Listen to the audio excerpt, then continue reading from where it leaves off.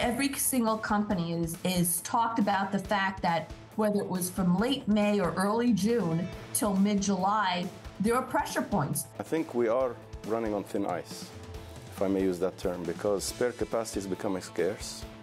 And this is an issue. It's like an insurance policy. We don't want the oil markets to run on without the insurance policy. We came into this year with some underweight in shares and a less risky bond portfolio. We've taken off some of that underweight, but we remain slightly cautious on the outlook here. Clearly markets don't go down in a straight line. This is Bloomberg Surveillance, early edition with Francine Lacqua. Good morning, everyone, and welcome to Bloomberg Surveillance Early Edition. I'm Francine Lacqua here in London. Here's what's coming up on today's program. Fed hedge minutes show the FOMC saw the need to eventually slow rate hikes, but also noted risks of tightening too far or inflation becoming entrenched. China downgrades. Goldman Sachs and Nomura cut their GDP forecast, warning the power crunch and COVID lockdowns could weigh on demand. And the combination spells risk off, Fed angst plus China sour sentiment. European stocks struggle for direction. So this is a picture across the board for the markets. Interesting to see the DAX actually holding on pretty strong. U.S. futures, though, dropping. Optimism over Fed minutes pretty much waning. Now, policymakers did warn against over-tightening, signaling the potential for slower rate increases at some point. They also did flag the risk of inflation pressures coming entrenched. Norges Bank also coming out with its decision saying rates, or the rate, to most likely be raised further in September. They've just raised their benchmark, actually, to 1.75, but that was widely expected, according to economists. Now, if we look at the map of European stocks, there is a bit of a difference. For example, compared to Germany, gaining some 2.2% compared to the FTSE. We'll see exactly what the day will bring, but a lot of this index is actually muted because a lot of the economic growth is tied to raw material companies, bank and industrial goods maker, and they're actually under a little bit of pressure in today's trading session. Now, the minutes from the Federal Reserve's July meeting have revealed concerns that the central bank may need to start cooling off rate hikes, even as it made clear that it still needs to push further into restrictive territory. Fed Governor Michelle Bowman spoke about the U.S. labor market. Although we still have about 4 million people out of the pre-pandemic workforce, we continue to see strong employment gains and low unemployment rates, the kind of labor market that has historically pulled in more workers. Now we're joined by Janet Moy, head of market analysis at Brewin Dolphin, and Denitska Tsekova from our markets team. So thank you both for joining us. Denitska, let's start off with you. When you look at how the markets react to the Fed, they're dovish, they're going to cool off interest rates, and then they thought about it, and actually they're a lot less dovish than they were yesterday. Yeah, we're definitely seeing kind of a step back. And if you look at the risk assets, there was a very strong rally for a very long time. But if you look what is happening now, if you look at unprofitable tech, if you look at more shorted stock, even big growth companies, we're seeing a big cool down there. And that was yesterday, and this is continuing today. But of course, let's not forget, we're 17% up from the bottom in June in the S&P. Nasdaq is 21. U.S. stocks are outperforming their global benchmark. Volatility is down across stocks, bonds. So it's too soon to call the end of the risk-on sentiment. Yeah, and then, half the people think that, they're bear market and the others are doves. Are people, Jan, a little bit too optimistic, actually, about how likely it is that we can solve the inflation problem like that?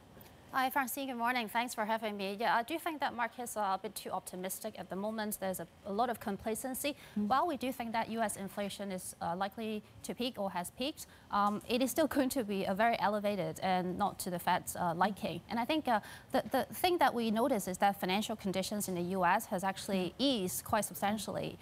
So I don't think that's what the Fed wants to see. So if the equity market keeps going up, if bond yields keep falling down, then it's actually not great for inflation. So I don't think that the market is right to so early and pricing in so much Fed pivot. But so, Jan, why so much complacency? What is the market misunderstanding?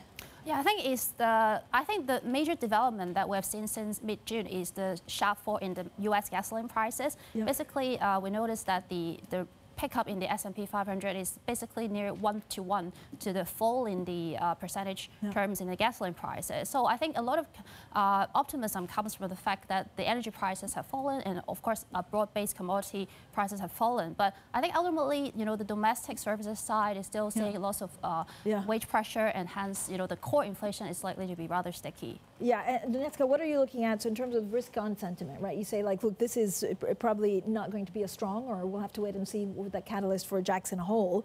What are we seeing in terms of positioning today? In terms of positioning, we're actually seeing more bullish positioning. If you look at retail traders, they're definitely coming to a more bullish positioning. If we look at the BOFA data, we're also seeing active manager really buying stocks at a very fast pace.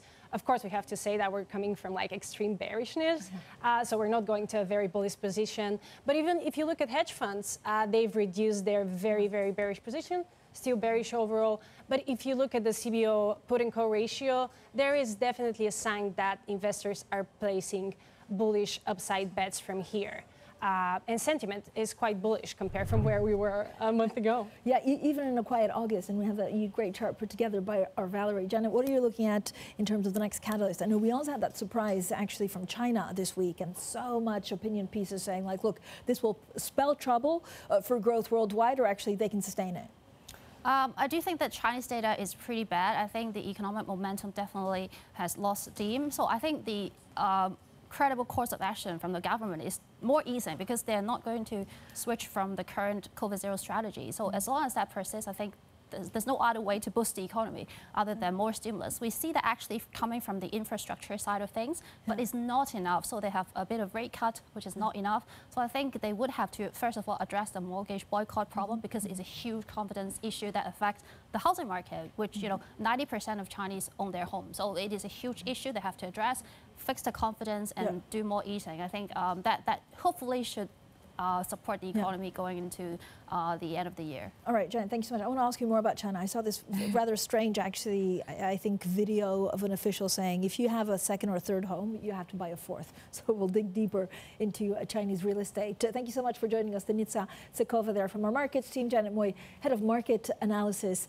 at Brewin Dolphin, will stay with us. Now, we'll have plenty more, of course, throughout the day right here on Bloomberg TV. The markets, this is a picture for Norges Bank coming out with the rate hike that was more or less expected, actually was fully priced in, according to some of our market expectations. They also say they will most likely be raised further in September. This is Bloomberg.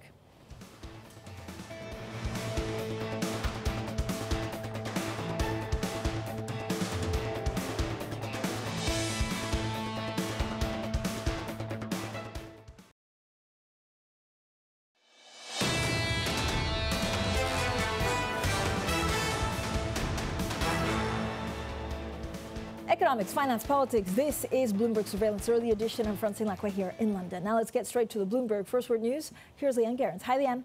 Hi, Francine. Goldman Sachs and Nomura have downgraded their forecast for China's economic growth even further. Goldman has lowered its projection for this year to 3% from 3.3%. Nomura went even further, slashing its forecast to 2.8%. The energy crisis is adding more uncertainty to the outlook. Global oil markets face a high risk of supply squeeze this year. That's according to the new Secretary General of OPEC, Haytham Al-Ghaz. He sees demand remaining resilient, adding that fears of slowing consumption in China have been exaggerated. He's also concerned about supply issues. I think we are running on thin ice, if I may use that term, because spare capacity is becoming scarce. And this is an issue. It's like an insurance policy. We don't want the oil markets to run on without insurance policy.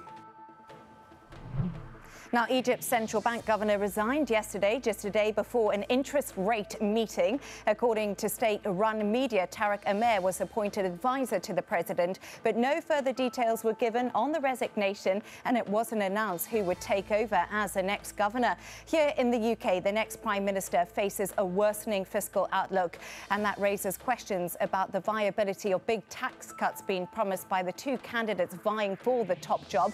That's according to the Institute for Fiscal Financial Studies, which says it's hard to square their promises with managing the nation's finances responsibly due to the fact that neither has pledged spending cuts to finance the giveaways. And Britain is set to face days of disruption in the so-called summer of discontent. Rail workers are set for nationwide strikes as bus and underground staff hold walkouts here in London.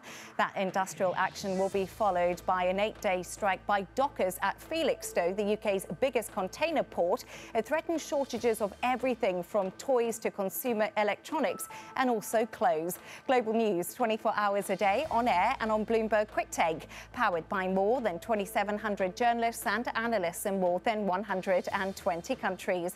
I'm Leanne Gerrans. This is Bloomberg. Francine. Leanne, thank you so much. I'd forgotten actually about the strikes, and then luckily the newsroom reminded me early this morning. Now let's turn to energy, and a fleet of ships carrying diesel is heading for European markets, facing energy security threats from high temperatures, soaring gas prices, and Russian disruption. Well, Janet Moy, head of market analysis as Brewin Dolphin, is still with us. Janet, when you look at the energy complex, and I guess a lot of actually, the energy demand, but also commodities, goes on with China. You're quite bullish on China, or at least you're an outlier calling. You don't think it's bad, maybe as the markets are expecting?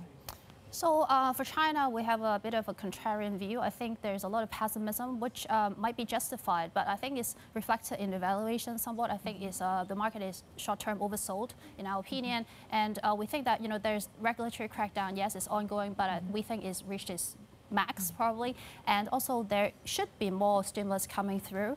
It is, I think, the stance of the officials, and they are keen to fix the real estate crisis. And also, we think that China and Asia ex-Japan region has a relatively low correlation with the major developed stock market. So if we believe that the stock market rally since mid-June in US and Europe is a bear market rally, then actually Asia, on the other hand, might be actually do quite well. So, Jan, talk to me a little bit about some of the energy complex. What does it mean for example, access to oil? I mean, do we even talk about peak oil anymore?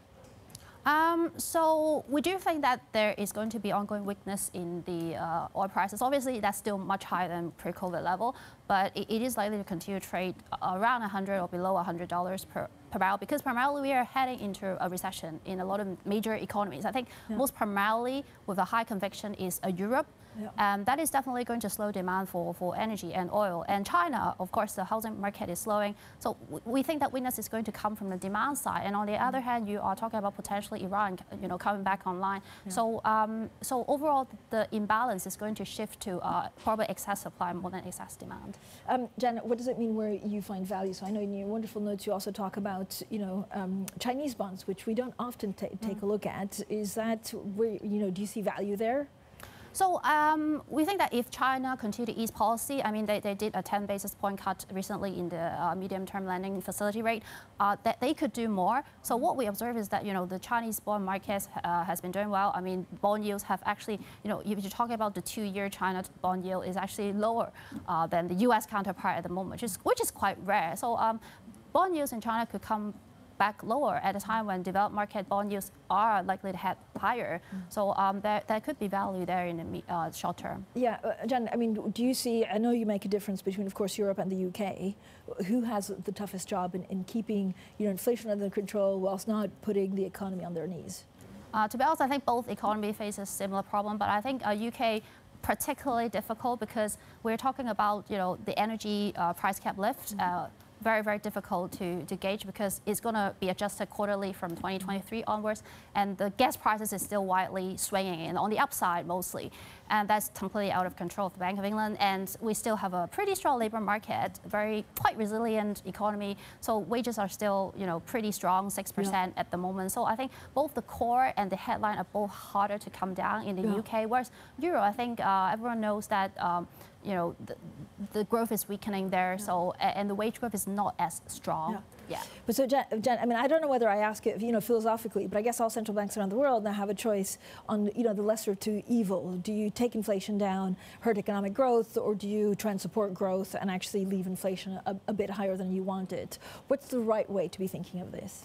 Yeah, I think the priority would definitely be fighting inflation because you're talking about, very high inflation. In the UK, we just had 10.1%, 5 times the official target. In the US, 4 times official target. So this is definitely, it hurts everyone, right? It hurts the stock market, it hurts the real economy, it hurts people's spending power, it hurts confidence.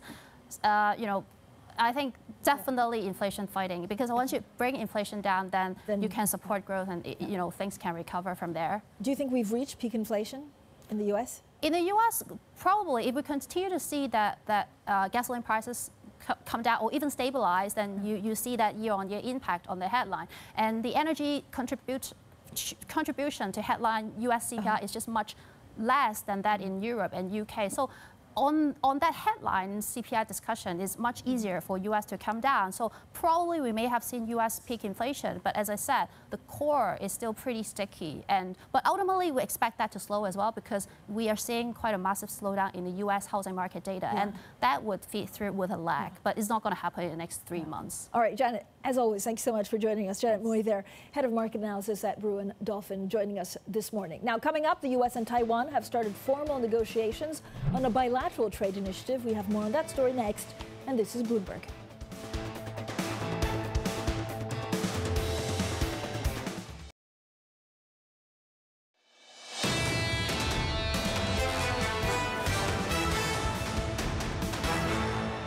When it comes to the Russian assets, we have been instructed by the government to exit these. For the time being, they don't really trade, and also we can't be certain about where they end up. So they are still frozen, and we haven't sold them yet. We came into this year with some underweight in shares and a less risky bond portfolio. We've taken off some of that underweight, but we remain slightly cautious on the outlook here. Clearly markets don't go down in a straight line, and we are uncertain in terms of whether we've seen a bit of a bottoming here or whether we'll see a continuation of the tough market. Well, that was the Norges Bank Investment Management Chief Executive Officer Nikolai Tengen on the market outlook and the status of its Russian assets. Now, it's one of the world's largest wealth funds. The U.S. and Taiwan have started also formal negotiations on a bilateral trade initiative. Now, the U.S. says the first round of talks will take place early this fall. Well, the move is likely to further inflame tensions with China, already high after House Speaker Nancy Pelosi's recent visit to Taipei. Well, joining us now for more on all of this is Bloomberg's Bruce Einhorn. So, Bruce, what more do we know about the trade talks? Well, Francine, this is something that the two sides had announced in June that they were going to move ahead with. So now we have more details about when negotiations start. So we're expecting that they will begin sometime in the fall. They're going to cover issues a little dry, to be sure, things like trade facilitation, regulatory practices, anti-corruption standards, and deepening agricultural trade and other issues. It's unlikely that this will lead to any sort of a free trade agreement because Taiwan is certainly very popular in Washington on Capitol Hill. There's support for Taiwan among Democrats and Republicans. Yep. There isn't a lot of support for free trade agreements. So there are limits to what can come out of this initiative. So this comes, of course, hot on the heels of the Nancy Pelosi visit to Taiwan. What will be the impact on U.S.-China relations, Bruce? Right. Well, I think that is the big concern at the moment is, following the reaction to Nancy Pelosi's visit by China, where China conducted military exercises for many days all around Taiwan, then followed that after another congressional visit with more military exercises. At the moment, nothing like that this time. We do have a statement from the Chinese Foreign Ministry. A spokeswoman said that China firmly opposes this initiative, said that China would take all necessary measures to resolutely safeguard China's sovereignty, security, and development interests. So I think that there will be further reaction if and when anything comes out of this. The other thing that Beijing is surely watching closely is what happens probably as early as next month if the Senate takes up a bill that Bob Menendez, chairman of the Foreign Relations Committee, and Lindsey Graham, ranking Republican, have proposed that would upgrade Taiwan's status to a major non-NATO ally. that's something that surely China would oppose vociferously. Bruce, thanks so much. Bruce Einhorn there with the very latest on Taiwan, China, and the U.S. Coming up, July saw a positive outlook for the retail sector in the U.S., but how long can consumer spending be sustained? Now we look into that data next. This is Bloomberg.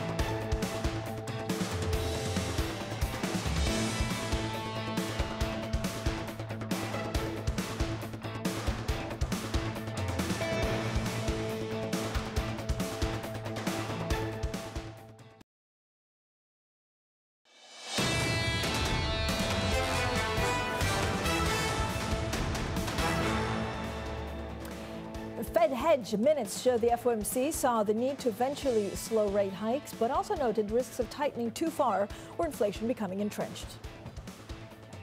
China downgrades. Goldman Sachs and Nomura cut their GDP forecast, warning a power crunch and COVID lockdown could weigh on demand. And the combination spells risk off, Fed angst plus China's sour sentiment. European stocks struggle for directions. Well, good morning, everyone, and welcome to Bloomberg Surveillance Early Edition. I'm Francine Lacqua here in London. Now, better than expected earnings from large U.S. retailers are putting actually a positive spin on stocks ranging from Walmart to Home Depot. But can consumers keep the momentum going? Well, joining us now is Bloomberg's Charlie Wells. Charlie, we're talking about some of the shipping costs from the U.S. to the U.K. For the people that are not that familiar with these big U.S. retail companies, like what's Target and what's Walmart? That's a really good question. So Walmart really is the largest retailer in the United States. In a lot of ways, its customer base really represents the population of the United States. So if we're trying to look for consumer data, we're trying to get a sense of where the economy is headed, looking at the earnings from Walmart is incredibly helpful. It's sort of like almost like an alternative metric. Whereas Target is a little bit more elevated, right? It sort of brings in a slightly higher end consumer, and there's more discretionary spending that happens at that store. So when you dive into the earnings, which I'm happy to do, you see different stories. So what are the stories that they're telling us about consumer spending in general and economic growth? So the story for Walmart is pretty positive, right? So they had some dire warnings in July. There were concerns about its profitability, but actually, results came out better than expected this week. We saw, sales increase from 151, that was the estimate. They actually made it out at 153 billion. And so we saw a lot of kind of shoppers going there for kind of like the bargain element. But when you think about Target, they struggled. They failed to even meet the lowest profit estimates that were put out there. And so this was a very negative quarter for them. And what that seems to represent is going back to that discretionary. It seems like U.S. consumers may be moving away from that discretionary more towards essentials and, of course, services. Yeah, and going for cheaper brands. So does it really give us an idea of what we can expect in the future for consumer sentiment? Yeah, it's that theme of kind of trading down. So trading down from, say, the upper end Target to the lower end Walmart. Even within Walmart, management was talking about how consumers seem to be trading down products. So going from, a more expensive meat to something that might be packaged, something that might be more like, canned tuna or something like that. And that home brand playing a really important role. Even at Target, that home brand, which they also have, playing a crucial role as well. I mean, I love that. I love canned tuna. This is something that maybe not a lot of people care to know. I wouldn't think that, but it's a good metric. So if you look at good, good earnings so far, good sales figures so far, does it give us also a good indication on whether this trend is here to stay? Oof, okay. I mean, the hope for these retailers is that it can stay. I think they're quite optimistic. Even Target, which, had some struggles, kept its profit forecast for the second half the same. So that was unchanged. And there is optimism that these retailers have potentially, got rid of a lot of that inventory that they were struggling to get rid of, that they had to discount, and that they could potentially have a more profitable second half. We're going into back to school. We're going into the holiday season, even though it feels like we're still on kind of August holidays. But that is a more profitable time for these retailers, and they, at least right now, are optimistic about it. Charlie, as always, thank you so much. Always clear and to the point, Charlie Wells, looking at some of the U.S. retailers. Now we're joined by Sophie Lund-Yates, lead equity analyst at Hargreaves Lansdown. Sophie, thank you for joining us. We're here to talk retail, and again, inflation will start hurting their costs, but also the ones that have big, of course, boards or big. I'm struggling to find the word, but big companies, of course, will have to pay much more in energy. Can they pass on some of this money to the consumer, these costs?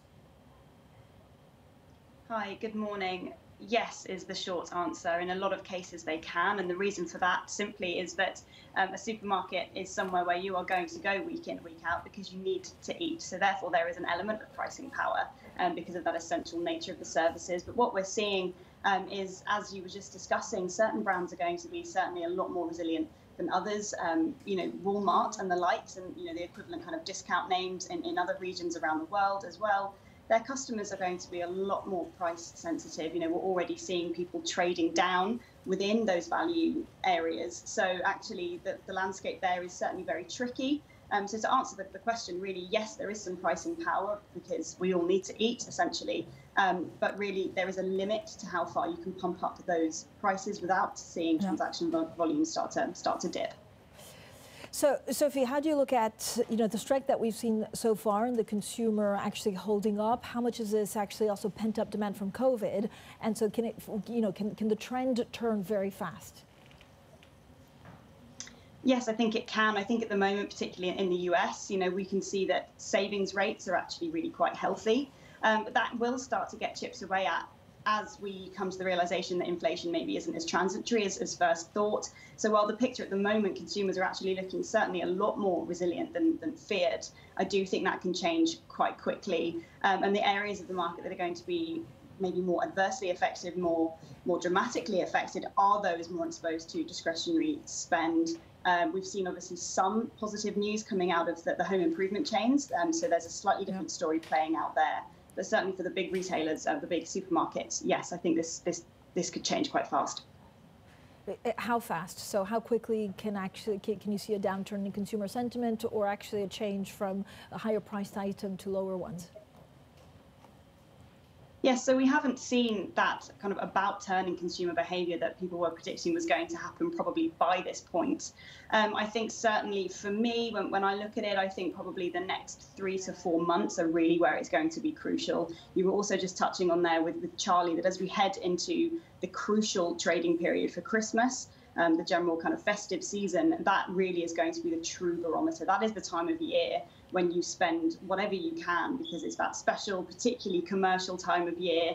And I think if we start to see people reining in then the read across there is really quite stark. But I think this change could happen in the next 3 to 4 months, depending on how those savings rates hold up in the US. So should we actually should retailers forego margins to make sure that they're not left with stocks that they can't shift? Inventory backlogs are the absolute biggest nightmare for retailers. That Walmart said back in May, at that point, they had $60 billion worth of excess stock. And that can end up being a huge drag when you look at kind of the impairment charges that can come through the line. But really, it's a very fine balancing act. I personally think that it's the right move is to do some discounting, to shift some of that. But what you don't want to do is do that to the extent that you are completely annihilating your brand power. And that is more of a problem for higher end chains, where actually if you start slashing prices too much, the lines get blurry about what your position is within the market. So yes, some discounting is a sensible thing to do, but there needs to be a pretty serious strategy behind that. We've seen 132 basis point reduction in Walmart's gross margin already, and that's really quite severe. And they can't stomach this forever. And Sophie, does it actually change the way people shop? So will people go more or less in store because high fuel prices and high energy prices? Yes, potentially. I think we can see that, but at the same time, we're seeing a lot of potentially younger companies as well, where their fulfillment costs are rising as they're trying to bulk out, or they massively bulked out their online operations during COVID, and that's actually incredibly expensive to service if volumes are dropping. So what you can actually see is that packaging pricing could be on the up. So you could be pushing people away from online and back into store. There's also, for some people who are physically counting the pennies, we've seen in the UK a massive increase in cash spending, for example, so people can budget properly. That's easier to do in store. So I don't think we're going to see a complete change in dynamics there, but there may be a bit of a shift, absolutely. So if you look at US retail companies, Walmart, Lowe's and Home Depot, who will come up trumps? Well, that's the big question. I think what's really interesting at the moment, particularly when you look at Home Depot have had record performance in the latest results. I think that, myself included, the market underestimated just how resilient DIY and home improvement spending is. And I think that that is a longer term trend that's probably here to stay. You know, the importance of our homes since COVID and lockdown living really can't be understated. And I think that with them being the biggest in the market, there's a really big backlog as well of home improvement projects. So I think that there is definitely some room to run there. Wonderful. Sophie, thank you so much for the update. Sophie Lund-Yates, their lead equity analyst at Hargreaves Lansdown, looking at U.S. retail. Now, coming up, we'll look at life after Anderson. Bailey Gifford bleeds money just months after its visionary leader retires. We have more on today's Bloomberg's Big Take. That's coming up next, and this is Bloomberg.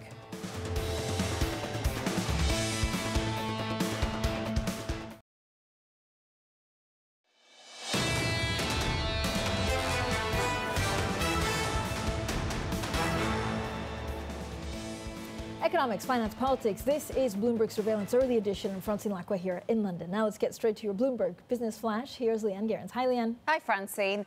Bloomberg has learned that Apple is aiming to hold a launch event on the 7th of September to unveil the iPhone 14 line. It kicks off a busy fall season for Apple that will include new Macs, iPads and 3 models of the Apple Watch.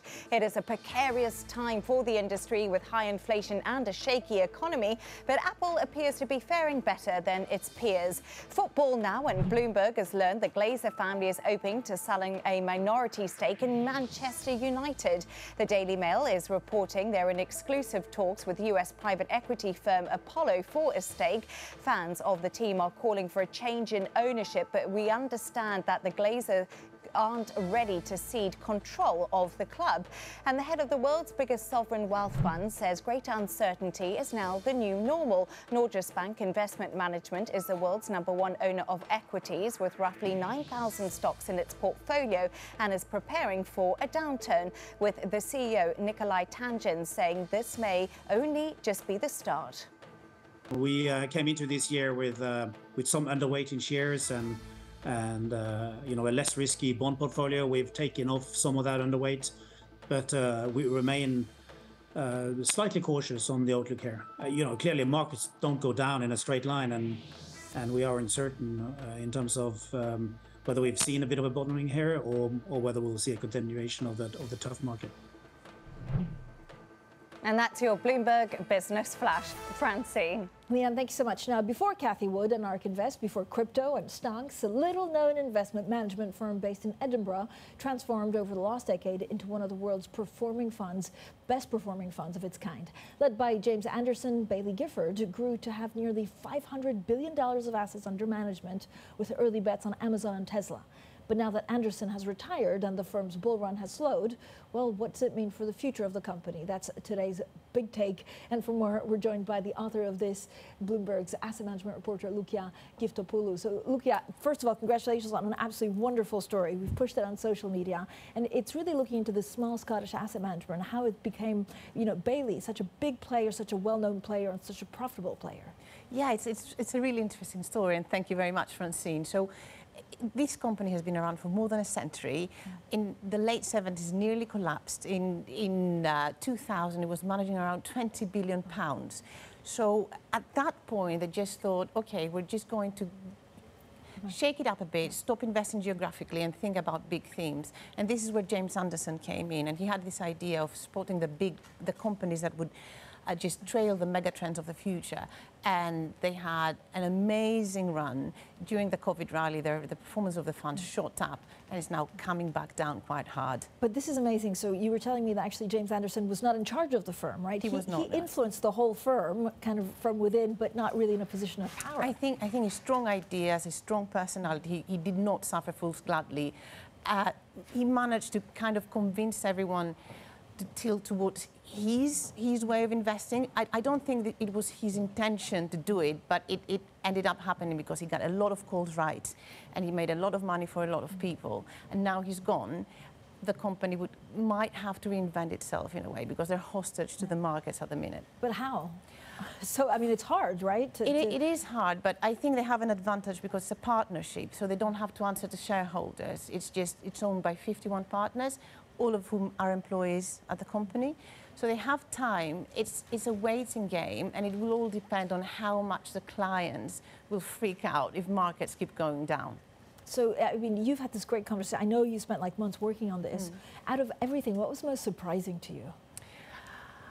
I guess my conversation with James Sanderson and actually everything I'd heard about him just came into place. He's extremely eloquent. He's been interviewed here a few times about his big stake in Tesla. He can convince you. He's very he believes in what he says, and he just waves off his influence at the company. So he was like, I did not like that. It was not my intention, but because we did so well, maybe it did create some imitation. Lucia, thank you so much. I urge everyone to go and read today's Big Take. Lucia Giftopoulou there with a great story out this morning. Now let's get straight to the energy markets. And OPEC's new chief says oil markets are facing the high risk of a supply squeeze this year as demand remains resilient and spare production capacity dwindles. Well, Haitham Al-Ghais spoke to Bloomberg's Manus Kran in Vienna in his first interview since taking office. I would warn against using a major global recession still. I think we're looking at growth levels, economic growth levels, GDP rates that are similar to historical levels for now. I think still, yes, you are right. We are on the signs of potentially an energy crisis.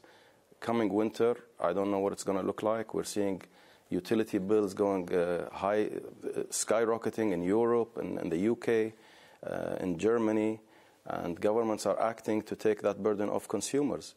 And this, again, all boils down to the issue of investment. I think it's been investment, lack of investment, underinvestment, chronic underinvestment for several years is really what's taken us to where we are today. And that's the major issue. And I think that requires a holistic solution.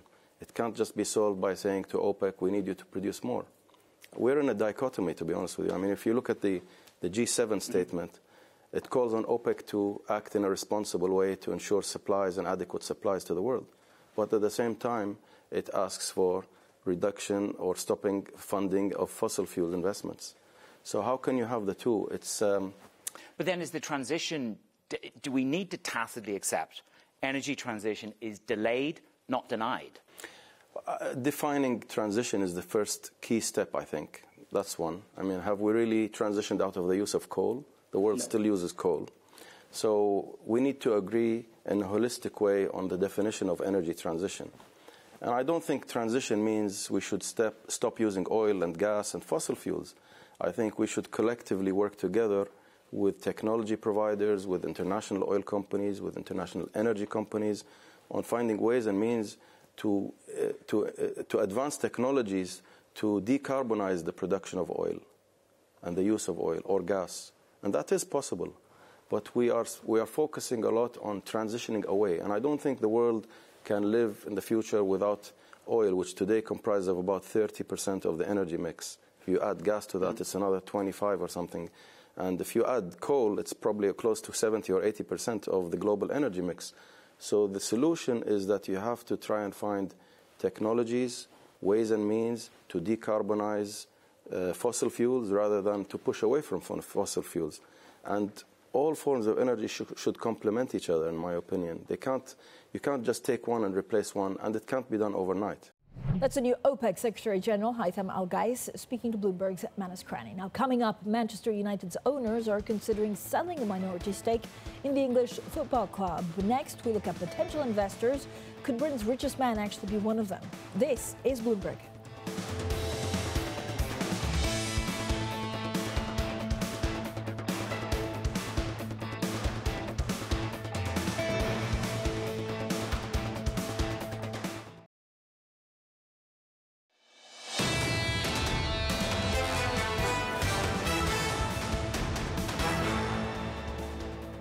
Economics, finance, politics. This is Bloomberg Surveillance Early Edition. I'm Francine Lacqua here in London. Football, something fun to end the show. Bloomberg has learned that the Glazer family is open to selling minority stake in Manchester United. Now, the Daily Mail is reporting they're in exclusive talks with U.S. private equity firm Apollo for a stake. Now, fans of the team are calling for a change in ownership, but we understand that the Glazers are not ready to cede control of the club. Now, for more on all of this, let's get straight to Bloomberg's Alex Webb. Alex, first of all, are you a Man U fan? Because I've been hearing for the last 5 years. I mean, we interviewed Jim O'Neill. He's like, this is ridiculous. For the last 6 years, they wanted to come in. I mean, they're just not happy with the Glazers. Yeah, no, I'm not a Man United fan. I want to make that very clear. The team I support is partly owned by an American. I'm a Villa fan. It's partly owned by Wes Edens. But, yeah, look, the thing is, the upset that the fans have at the Glazers obviously to do with on-field performance, but partly to do with how much money has been taken out of the club. And that's actually a really important point, because in terms of lining their own pockets, that has not been the lion's share of it. Based on their public accounts, they've taken about 400 million out of the club in the form of cash in the past 17 years. That comes down to about 24 million per year. That's actually less than they pay Cristiano Ronaldo. So in that context, it isn't perhaps that great. But the big chunk is what they pay to service and repay their debt obligations. That's about $1 billion. And that translates into equity, which is where most of the value resides. Alex, so I woke up yesterday morning. I saw that tweet from Elon Musk. And then now there's speculation that the Glazers are saying that Apollo is maybe interested in even the UK's richest man. Was this all started by Elon Musk? No. There's been whispers for a little while about people trying to put a bid together, perhaps a suspicion that the Glazers were willing to sell. That was, of course, confirmed by our colleague Scoop yesterday. Perhaps somebody who was trying to raise money to get a bid together had approached Elon Musk, which is why he posted this provocative tweet. Worth mentioning, of course, Man United is publicly traded in the US, so the SEC could well have a look at that. But so, Alex, why not actually buy shares if you want? Why do you want a minority stake? Negotiate with the Glazers instead of just buying it on the market. Well, because the shares that are publicly traded, there's about a 30% free float. They carry fewer voting rights than do the shares held by the Glazers. They have 10 votes to the publicly traded shares, 1 vote. So if you were to buy them on the open market, your ability to wield any influence of the club would be severely limited. Even then, if they're selling a minority stake, the Glazers will have more control. Who could potentially buy the club? I mean, I feel like asking who potentially is not buying the club, given the list of names. Well, ultimately, it really comes down to 2 names at the moment. Apollo is clearly reported to have been in talks by the Daily Mail. Jim Ratcliffe, Britain's richest man, the guy who controls Ineos, he has said publicly, or his representative said publicly, he would be interested in buying a minority stake if there was a path to full ownership or control. It's unclear the Glazers want to sacrifice that, so perhaps Apollo seems to be in the front leading position at the moment. Fun story. It has everything. It has intrigue, football, and of course it's even listed. Alex Webb, thank you so much from Bloomberg. Quick take. Bloomberg Surveillance Early Edition continues now in the next hour with Matt Miller, Kailey Leinz in New York, and Danny Berger in London. And this is Bloomberg.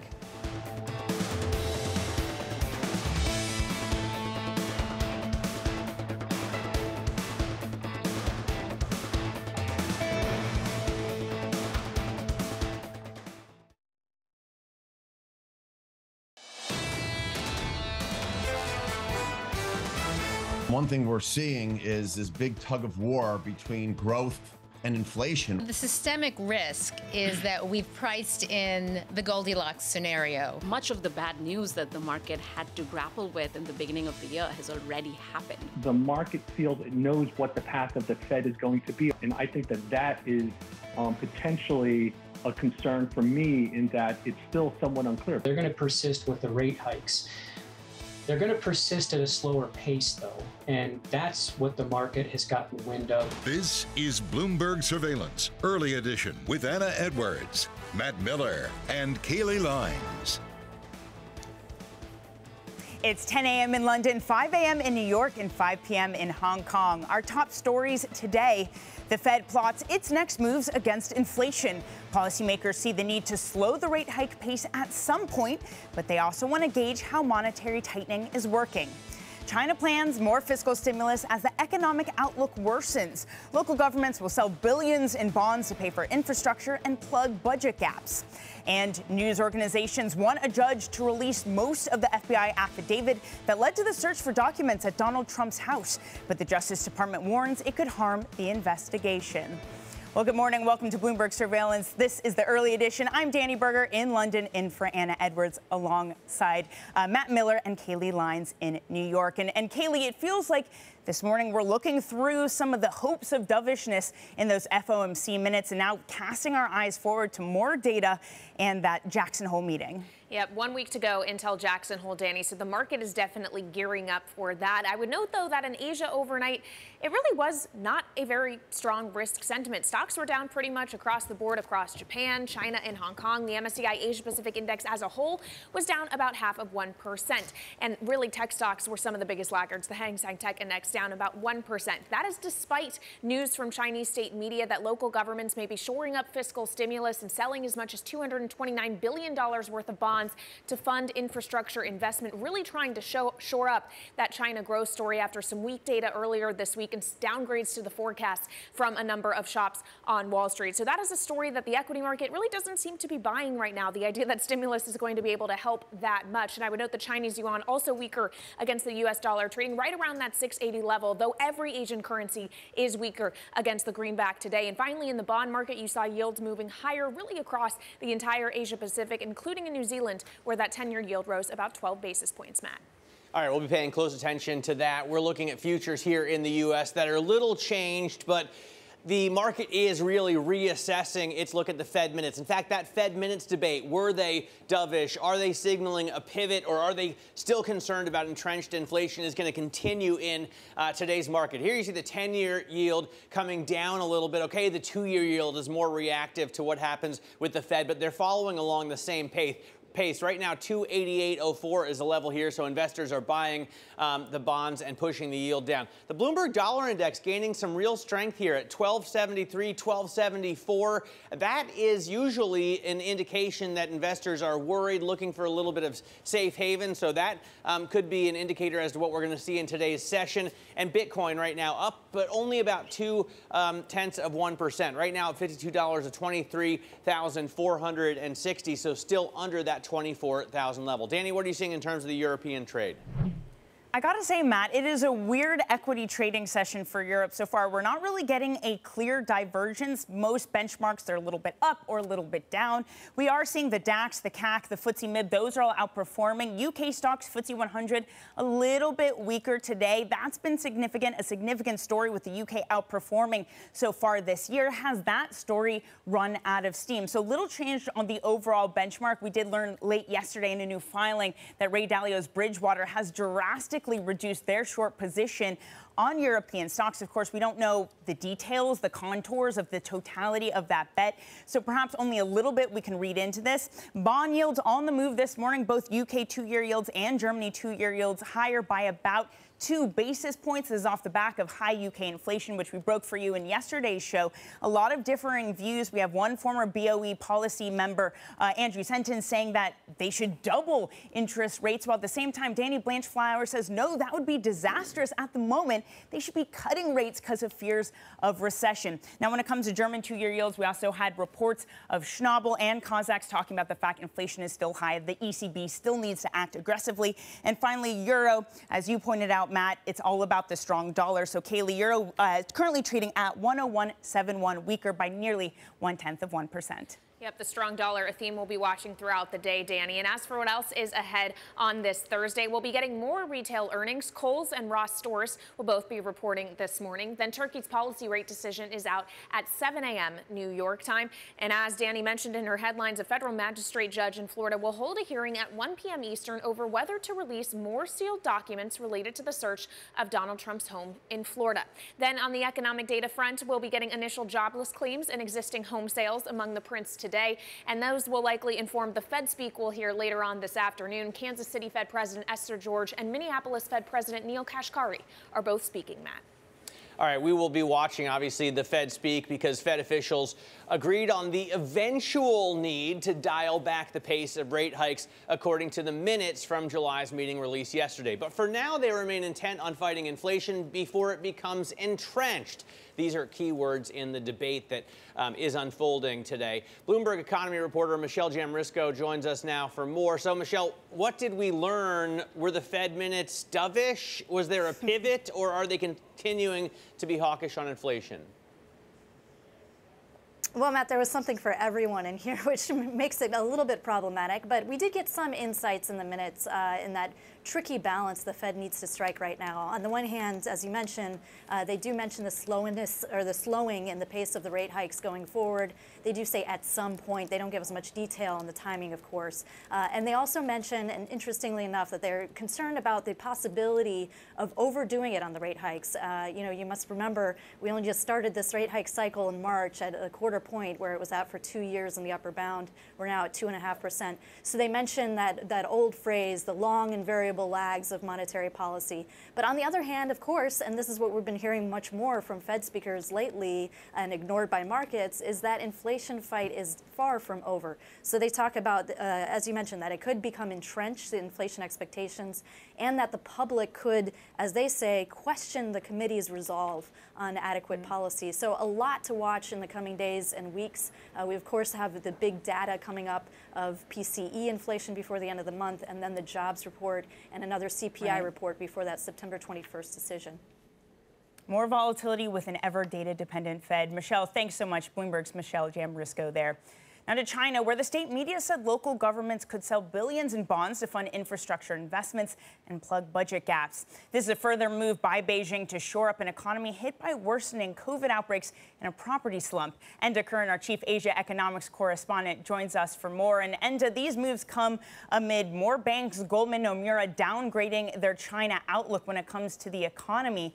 Is this enough to shore things up?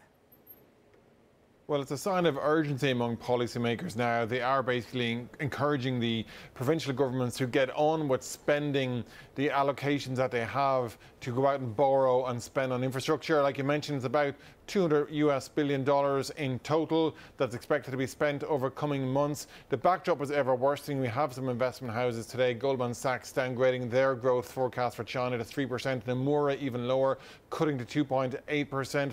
Most economists now say the economy is losing momentum quicker than they anticipated. We had a raft of bad data over the week. We did also have today evidence of the biggest outbreak in months in China of COVID-19. So there's clearly a lot of headwinds against the economy.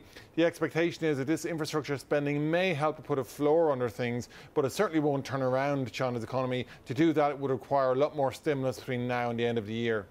Yeah, and 5.5%, not something that is looking like it can be reached. Bloomberg's Enda Curran, thank you so much for joining us from Hong Kong. And sticking with China, the U.S. and Taiwan are following through on a long-time promise to deepen their ties despite opposition from China.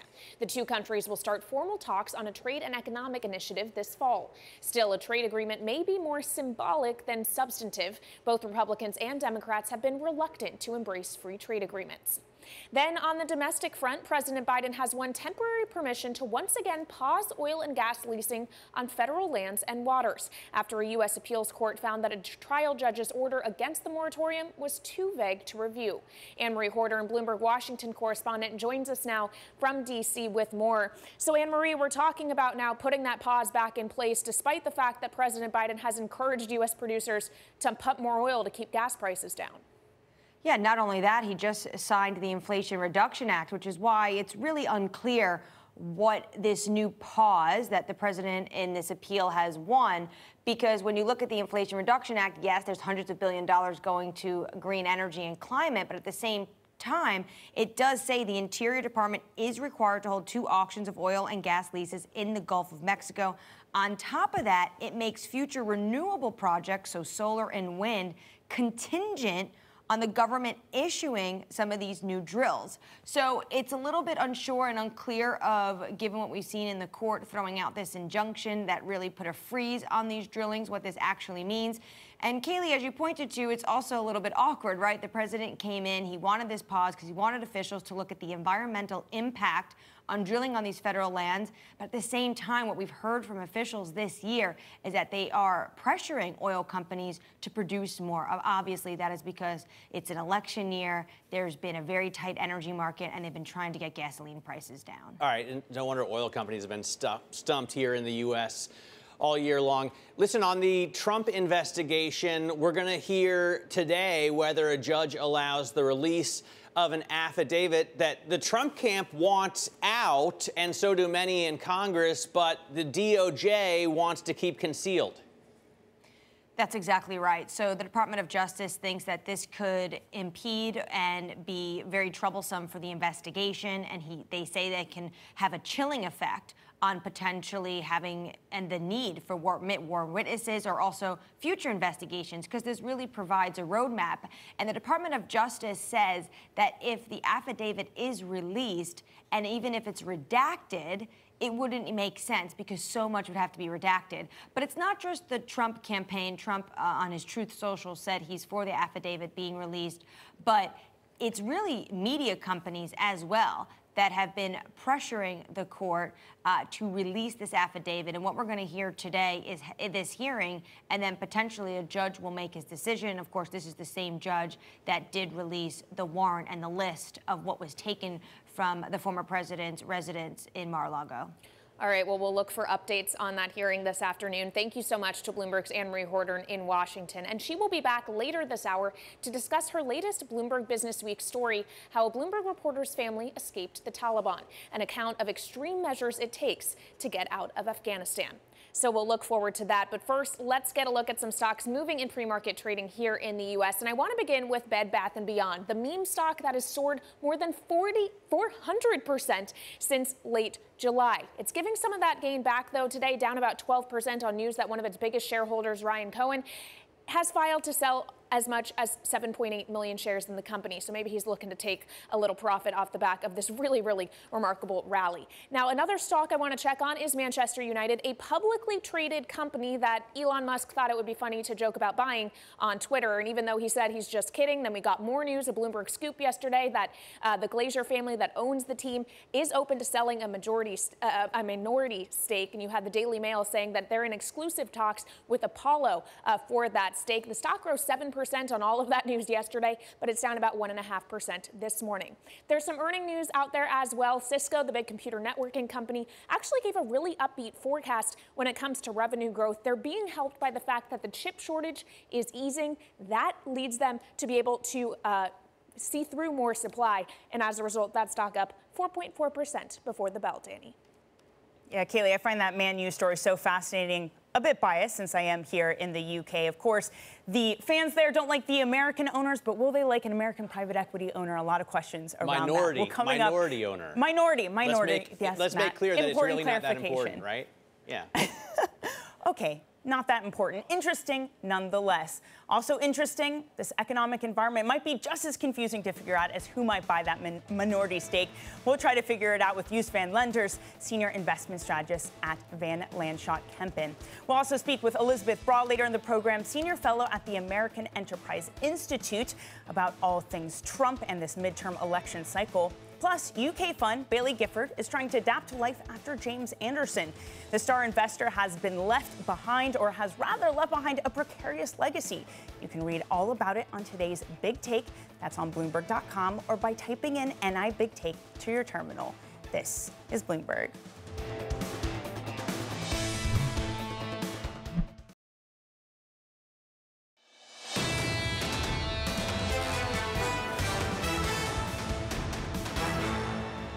This is Bloomberg Surveillance Early Edition. I'm Matt Miller with Kailey Leinz here in New York. Danny Berger with us out of London. And I'm looking at the put-call ratio. This is an indicator that a lot of market participants were looking to signal capitulation during the downturn. Obviously, as it gets higher, more people are betting against the market. But now we've come to a low that we haven't seen for months. Denitsa Tsakova joins us, Bloomberg cross-asset reporter out of London, to tell us about this, I guess, more optimistic market positioning, even as we had stocks, fall yesterday, and it looks like futures are down a little bit today. Denitsa?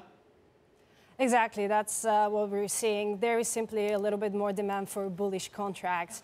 And if we look at that chart, that CBO put and call ratio is actually at a 4-month low. So there is definitely some demand for upward bets.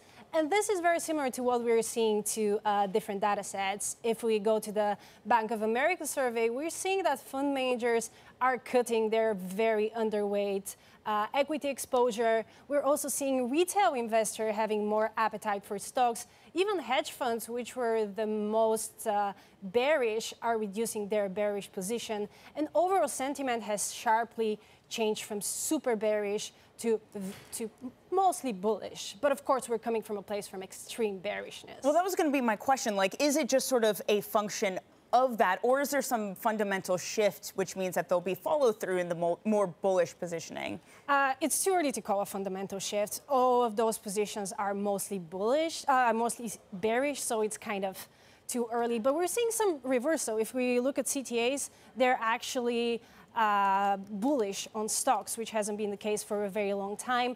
But what we're seeing today is that some of this very strong risk-on sentiment is taking a step back. So you're not sure if we're going to go in the same direction. How much of that is tied to the trajectory of Treasury yields? Well, for sure, this is a big part of it.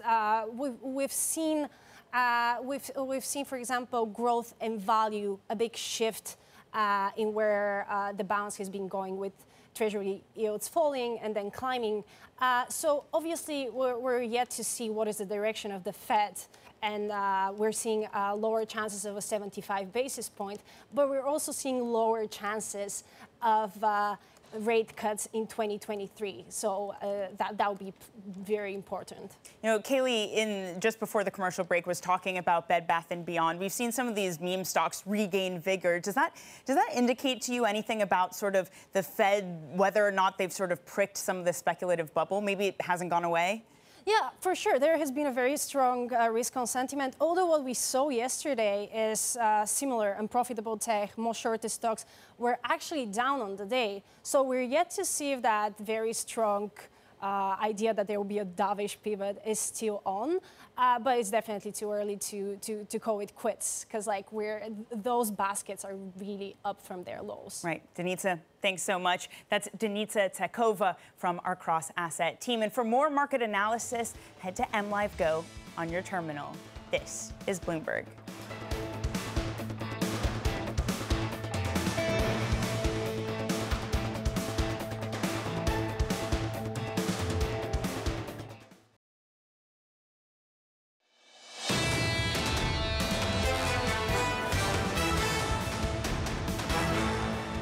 This is Bloomberg Surveillance Early Edition. I'm Kailey Leinz with Matt Miller in New York and Danny Berger in London. Anna Edwards is off today.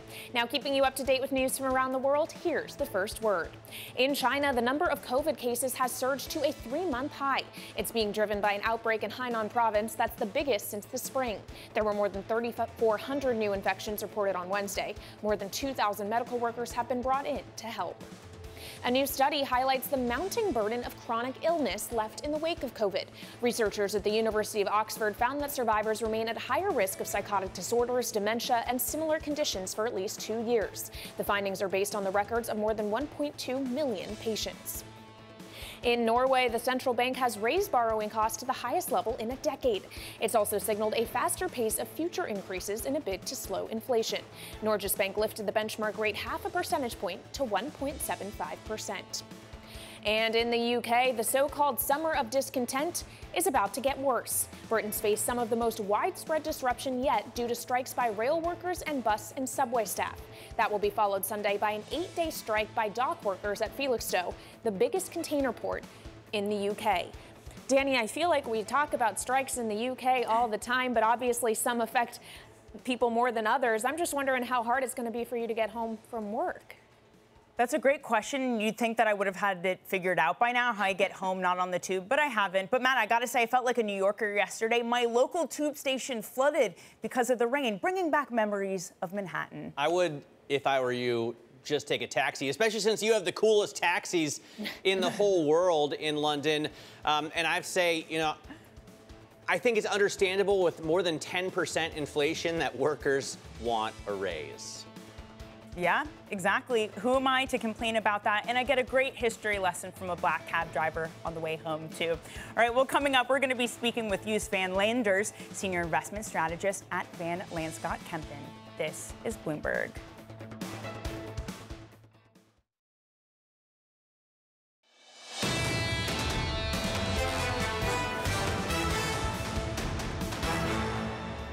This is Bloomberg Surveillance Early Edition. Here's what you need to know. The Fed plots its next moves against inflation. Policymakers see the need to slow the rate hike pace at some point, but they also want to gauge how monetary tightening is working. China plans more fiscal stimulus as the economic outlook worsens. Local governments will sell billions in bonds to pay for infrastructure and plug budget gaps. And news organizations want a judge to release most of the FBI affidavit that led to the search for documents at Donald Trump's house. But the Justice Department warns it could harm the investigation.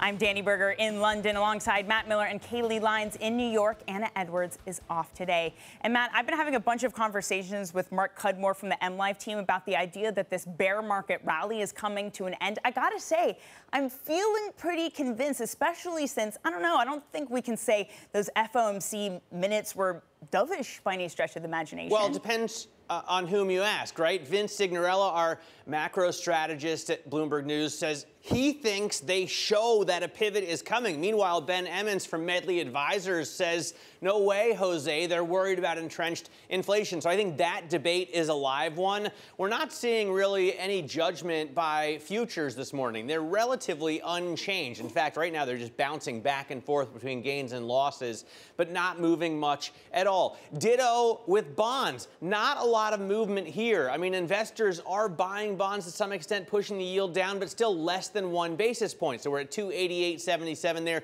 and the 2-year isn't moving much more. I know the 2-year is more sensitive to views on what the Fed is going to do.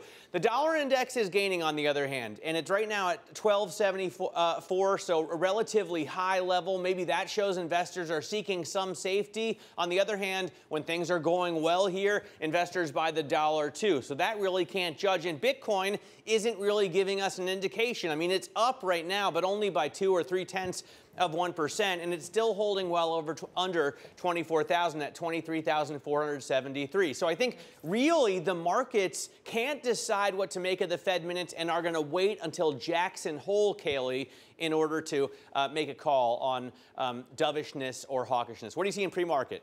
Well, while it seems pretty steady on the surface level of the markets, there definitely is more going on underneath. And one of the most interesting areas to watch over the last several weeks has been the meme stocks, which have seen this just incredible resurgence. Bed Bath & Beyond up 400% since late July, and yet it's giving back that gain a bit today, down about 12.5% after Ryan Cohen, one of the company's biggest shareholders, filed to sell as many as 7.8 million shares, so maybe looking to cash in after that really incredible surge. And you have other meme stocks like GameStop down about 4% as well. There's also earnings news that we continue to need to be on top of. Wolfspeed is a big semiconductor manufacturer, gave a really strong revenue forecast, far exceeding analyst estimates. Plus, they're expanding their production capacity. So as a result, that stock surging 21% in early hours. And you also had a beat on the guidance for Cisco. They're seeing revenue growth that exceeds what the street was expecting, partially just due to the easing of semiconductor shortages. That allows them to have more adequate supply, and as a result, that stock is up nearly 5% before the bell, Danny. Kailey, here in Europe, it feels like it's one of those classic summer days. European equities just sort of drifting. Most benchmarks are slightly higher. We're looking at a Euro Stoxx 600 that's up 0.1%. UK stocks, one of the few to be lower. And really, a lot of this has to do with the push and pull of the central bank story. Matt, you were talking about the debate among the Fed. I have to say, the BOE, it feels even more intense. You have Andrew Sentence now at PwC, formerly of the BOE, saying that they should double rates to 3 or 4%, while Danny Blanchflower, talking to Bloomberg Radio, says, that would be disastrous for the economy, which is heading towards recession. They should be talking about cutting now. Well, we had those UK inflation numbers yesterday that punished bonds here in the UK. We're looking at yields another 3.5 basis points higher at their highest since 2008. Likewise, for the 2-year yield in Germany, we're also seeing a move upwards of 3.5 basis points. Both Schnabel and Kazak speaking today about the need to have continued tightened policy and that the inflation picture still hasn't changed in Europe since the last rate decision. And finally, all of that feeding into a euro dollar, which is actually lower. So despite higher rates and higher yields, we're not getting a bid up in the euro. All of that having to do with the strong dollar. So that, Kailey, is down by about 0.2%. Matt. All right, joining us now to talk about all this is Joost Van Leenders. He is Senior Investment Strategist at Van Lanschot Kempen. And Joost, you know, as we see big inflation prints around the world, in the UK more than 10%, but U.S. inflation seeming to slow down a little bit. Do you believe that the Fed can really pivot to dovishness? No, I don't think so yet. I mean, the slowdown inflation was mostly in headline. Headline was flat. So we know that the impact of energy will diminish over time in those inflation numbers. And energy is a big driver, but not the main driver, especially in the US. In Europe, it's bit more driven by energy and a bit less by core. But when you look at some of those more sticky components, rents, owner's equivalent rents, so the shelter components, some other sticky components, they're still pretty high. They're still 6% around year on year and 8% on a 3 months annualized basis. So yes, headline may come down, and that is a number that will be watched. But underlying those inflationary pressures are quite intense. Yeah. That's also from the labor market. We had a good labor market report. We had pretty strong gains in wages, and I think the Fed needs to see that slowing before they can really change direction or slow down. So can we keep the gains then, Joost, that we've seen? I mean, I was looking this morning from the bottom in June, we're up, I think 16, almost 17%. Can that hold if the Fed continues to go 75 or even just 50 throughout the year? I don't think so. And I think there are two reasons for that impressive rally. One is sort of the story of peak inflation, a bit of the resilience in the underlying economy, and definitely the resilience in earnings. So the earnings season was pretty good, and that has been a good support for the equity market. Now we see the global economy slowing. That's obviously a number of indicators. We see that also in the US, maybe a bit less than in Europe, but still. So yeah, I think the market has run ahead of itself. And when you look at the earnings revisions, they are now quite negative in the US. So the market has really moved against those revisions, against earnings momentum. So I think it will be difficult to sustain these gains. Yeah, Joost, you're talking about this idea of peak inflation in the U.S., but if I look to Europe, we just had Isabel Schnabel talking to Reuters saying that inflation, it hasn't changed since their last meeting, sort of suggesting that 50 basis points might be in the card again. I wonder about this narrative of concerted global efforts by central banks to tighten policy, of course, say for China and Japan. Are we starting to see a break in that narrative? Of central banks tightening, you mean? Yeah, in conjunction with each other, going at it at the same pace of jumbo rate hikes. Is that going to continue? Well, not yet. And it's obviously a very difficult situation for central banks because they also see that the economy is slowing and US and Europe probably heading for a recession. But yes, inflation in Europe is high, 9% on headline and something like 4% on core. So it's a bit more energy driven. But when you look at natural gas prices in Europe, they're still extremely high. And energy prices is not something that a central bank normally wants to hike into. Those energy prices are already negative for the economy, so they don't. The central bank doesn't need to react to that. But when you look at core inflation in Europe, and also we see some wage inflation coming through in Europe, it's very difficult to already make that pivot because of the weaker economy, given where inflation is. And I think that's a fundamental different situation from what we've seen in sort of the previous rate hiking cycles, where central banks were able to react and to change and to pivot much earlier, given the more benign inflation picture. Well, Joost, Danny is alluding to all these central banks hiking together, and yet we know there's one that's going the other way. China is cutting rates and easing policy, boosting fiscal stimulus, trying to shore up growth, as you have economists like those at Nomura saying it's only going to be 2.8% this year. How much of the global growth picture hinges on China? Well, I think it's an important driver for growth, and especially for some suppliers to China. So the whole the commodity exporting emerging markets, but you also see European and a lot of European companies, actually automobile producers, luxury goods producers, hinging on that growth in China, and indeed the growth picture is pretty negative. We just saw the report on the COVID outbreaks in China, which seems to be worsening. But also the housing market, I think they have a very big problem there. And the stimulus has been reluctant, right? Both fiscal and monetary, and we've seen some monetary stimulus now. The economy is not really reacting, so it's definitely not going to be an engine for the global economy for the time being. Right. Joost, great to get your thoughts this morning. That's Joost Van Leenders, Senior Investment Strategist at Van Lanschot Kempen. Coming up, we're going to be speaking to Elisabeth Braw, Senior Fellow at the American Enterprise Institute. This is Bloomberg.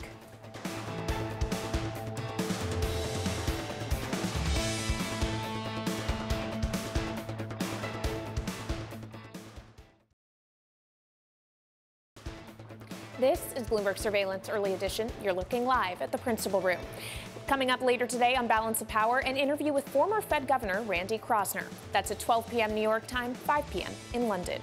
This is Bloomberg.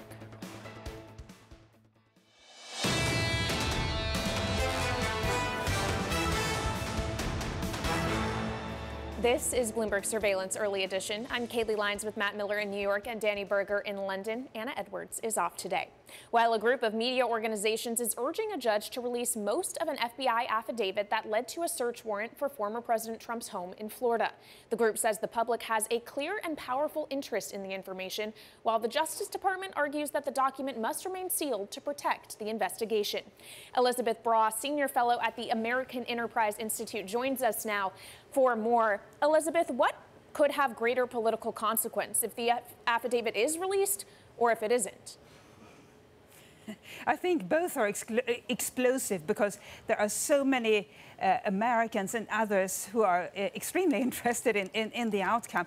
But this comes, we should remember, it's not an event that's happening in isolation. It's part of this big brouhaha still surrounding Donald Trump and his doings in the White House. And since leaving the White House, he hasn't exactly vanished from public sight, even though he's not on Twitter anymore. So he is still stirring up emotions and many would say trouble in America, and this is part of it. And the election just a few hours ago of the opponent of Liz Cheney, a formerly extremely powerful Republican who beat her in the Wyoming primary, is another example of that. It's interesting because, Elisabeth, you know, the kind of liberal media is part of the group calling for the release of this affidavit. On the other hand, the Justice Department is saying, listen, if we show this to the public, it's going to ruin our case and we'll never get the conviction that we're after.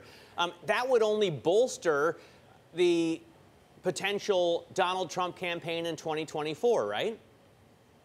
That's right. And there is another aspect here, Matt, and that is that if you unseal the affidavit, which I think we are all interested in seeing in what's in it, or many of us are interested in seeing what's in it, and what motivated the FBI to go to Mar-a-Lago and retrieve those documents, that further politicizes the justice system in America, and that's what America doesn't need at the moment. It's supposedly neutral functions of the government have been far too politicized already, and as a result, people have lost trust in those institutions. Sure. It's an extremely dangerous development. Well, I mean, look, we all want to see it, right? We want to know what's going on.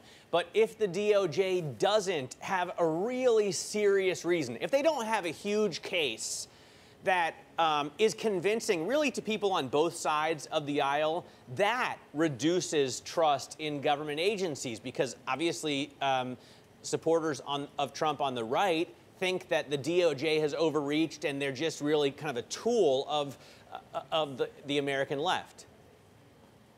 Oh, absolutely. So this is the really tricky situation that Merrick Garland is in, that he has to, in the name of transparency, it would be good for him to release the affidavit so we all know what is the issue at hand.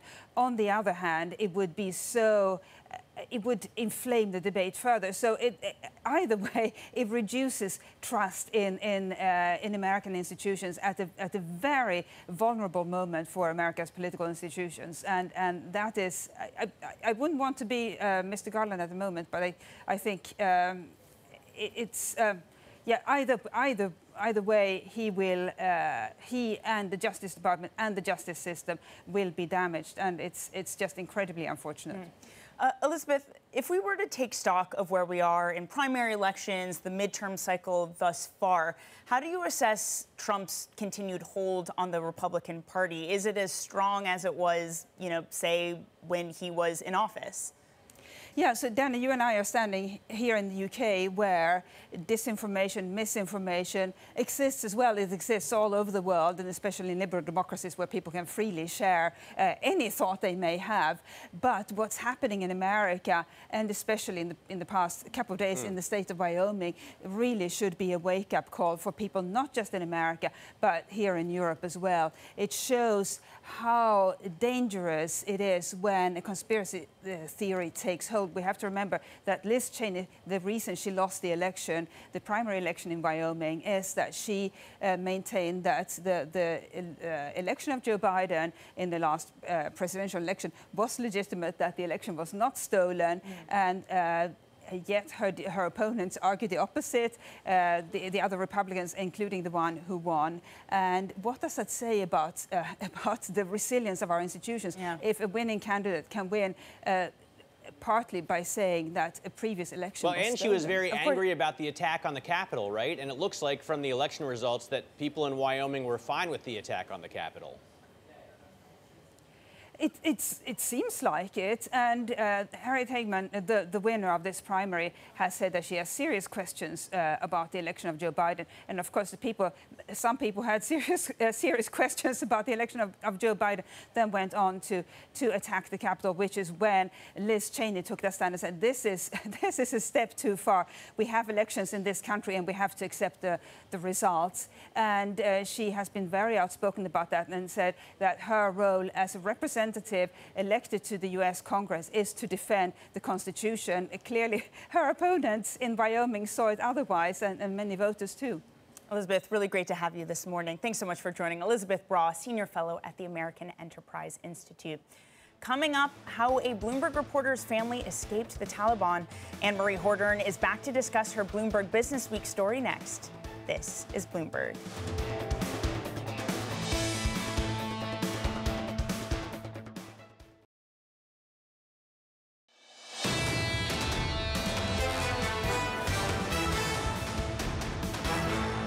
This is Bloomberg Surveillance Early Edition. I'm Matt Miller in New York with Danny Berger in London. Kailey Leinz has gone off to join the surveillance team. She'll be with you for the next 3 hours, as well as Tom Keene and John Farrow. I want to get to, for me, one of the most interesting and actually touching stories that I've seen on the Bloomberg terminal in recent memory. It has been a year since the Taliban swept across Afghanistan, restoring their control of the country. Just two decades after the U.S.-led coalition took over and then abandoned them.